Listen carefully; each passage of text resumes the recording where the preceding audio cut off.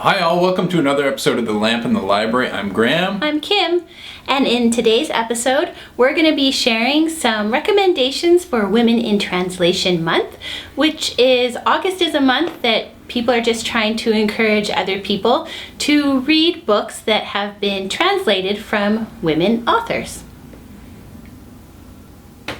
I'm first going to share the book The Door by Magda Szabó, and this book I found truly haunting. I read it a few years ago and I just found myself constantly going back to it in my mind, thinking about some of the themes that are focused on in the book. Just for a really brief overview of what the plot is. Magda is a woman who's a writer, she's well educated, and she's married to a professor, and she hires a housekeeper named Emerins, and the book looks at their relationship as it develops.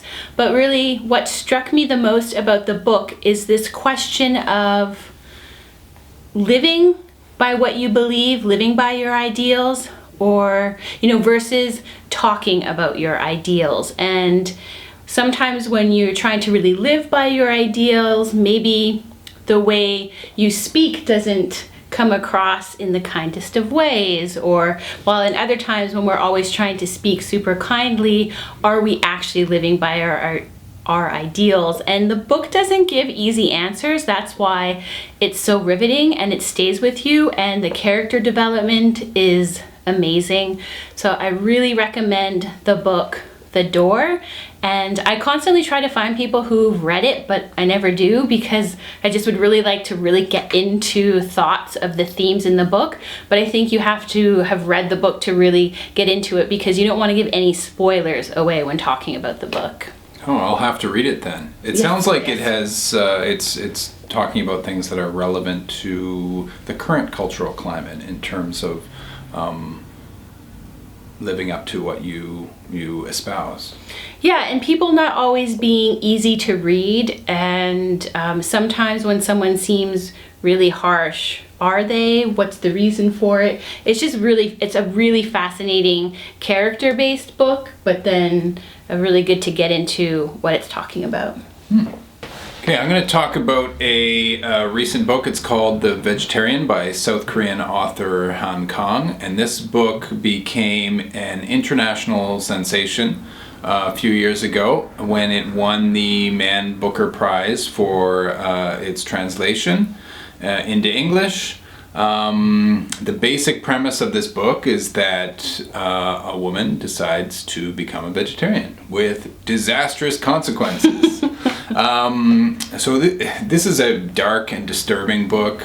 It looks at ideas of rebellion in a rigid society, independence for a woman in a patriarchal society, taboos, mental illness. So, is defiance in a society with very rigid expectations, especially for women, is that a form of mental illness? These are the themes that this book kind of covers. It deserves all of the praise that has been heaped upon it. I think it's one of the best books of the last decade, in my opinion. Yeah, I think it's one of those books that, like The Door that you brought up, it's one of those books that it would be good to have a conversation with people who have read it, because I think everyone who reads this book is going to walk away with a different interpretation of what happened. So highly recommend. It's a dark book, but a very good one. Interesting psychological insights. The Vegetarian by Kang. Well, maybe we should trade. You give me The Vegetarian and I'll give you The Door, and then we'll be able to discuss them both. Yeah, we should do a future episode about that. Yeah. Absolutely. My next recommendation is the books Notes of a Crocodile by Miaojin, and this book is set in the late 80s in post-martial law China. in Taipei, Taiwan, and we go through the book with a nameless narrator, and it's more of a plotless literary fiction book, and we are given these notebooks of this narrator, and through them we learn about this intense attraction that she has to an older woman and the sort of tumultuous relationship that is developed through that. And the book focuses on questions of identity, gender, sexuality through these notebooks of the narrator, and she shares like conversations with her friends. She's a university age student, so it's definitely a bit of a coming of age sort of story, or just that trying to identify and find out who you really are. What I enjoyed about the book is that because it has that coming of age quality to it, it's not afraid to be awkward at times and maybe like overly earnest. Because if you think about times when you have like a really intense attraction to someone and you just go to your journal and you scribble it down and you're just like, oh, I'm so much emotion. I mean, it doesn't always come out as beautifully poetic prose. And I liked that about this book because it had that mix of some of the like, showing the awkwardness of attraction, but then also having the moments of really beautiful insight and beautiful prose. So I really recommend Notes of a Crocodile, and I won't really talk about the crocodile part because I think it's a fun literary device that you find when you're reading the book, why it's called Notes of a Crocodile. But again, it is referring to that notion of finding comfort within your own skin. Excellent. The next book we're going to look at is, this is a collection of poems from Austrian author Ingeborg Bachmann. It's called Darkness Spoken, and it's published by Zephyr Press. Thanks to Zephyr Press for not only publishing this book, but tracking it down for me when I contacted them, because this is a rare book. It was difficult to find, but I think Ingeborg Bachmann should be read by more readers. So it's very dark. She was part of the literary circle known as Group 47, which also included Paul Celan. She suffered from alcoholism and drug abuse towards the end of her life, which likely caused her death at age 47 in 1973. And her work deals with themes of imperialism, fascism from a women's perspective. In the 1970s, a feminist movement started to emerge in West Germany, and Bachmann became very popular with feminist readers at that time after her death.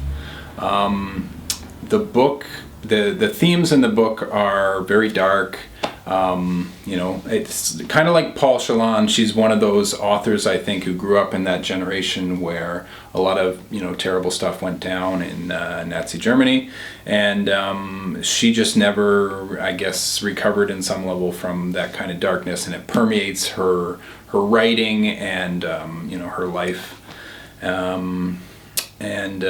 So it's not necessarily an uplifting read, but if you're into dark German poetry, this is a fantastic edition. It's bilingual, so you have the German on one side of the page and then the English translation on the other side of the page. And I think with poetry, there's something to be said for the impossibility of translation, because with prose it's difficult enough, but with poetry, all the subtlety of meaning is kind of lost. So translation is really an art in itself and kind of a reinterpretation of the work wholly. So I think that's really interesting. I myself do not speak German, so I don't know what is missing, but I do know that Ingeborg Bachmann is underrated, and more readers should try to seek her work out. This collection is called Darkness Spoken. Highly recommended. Okay, next up we're going to look at Tove Jansson, who is a Finnish author, of course most famous for her Moomin characters, which are wonderful all ages comics. I think they're like Tintin or Calvin and Hobbes, that they can be enjoyed by all ages. They're subtle, and the themes are weighty enough that everyone can enjoy the Moomin books. But today we're going to talk about some of her fiction and nonfiction works. Yeah, so these are 3 different books that have been put out by the New York Review Books Classics, and I really love Tove's literary fiction work. It has that same sort of bittersweet quality that can come across in her Moomins comics, and also just a simplicity also sometimes to the storytelling. It's not overly flowery ever, which I really like about Tove's work. If I was going to recommend one, just if you were going to pick it up for this last bit of summer that we're going through, and it's a quick read, I would say the summer book. And it tells a tale of a young girl. She's 6 years old, and her grandmother are on for the summer on a small, pretty isolated island, and it's just like these vignettes of their time on there. So again, that'd be the summer book by Tove Jansson, but they have other works as well. So with Tove, you can't go wrong. So thanks for watching another episode of The Lamp in the Library. I hope you enjoy the rest of your Women in Translation month, and I hope you like some of the recommendations that we gave of women in translation. If you want to read those works, or you have read them, or you have some other women in translation that you'd like to recommend, leave them in the comments below. And we'll see you in the next episode. If you like this video, please consider giving it a thumbs up and subscribing down below. Keep well and keep reading.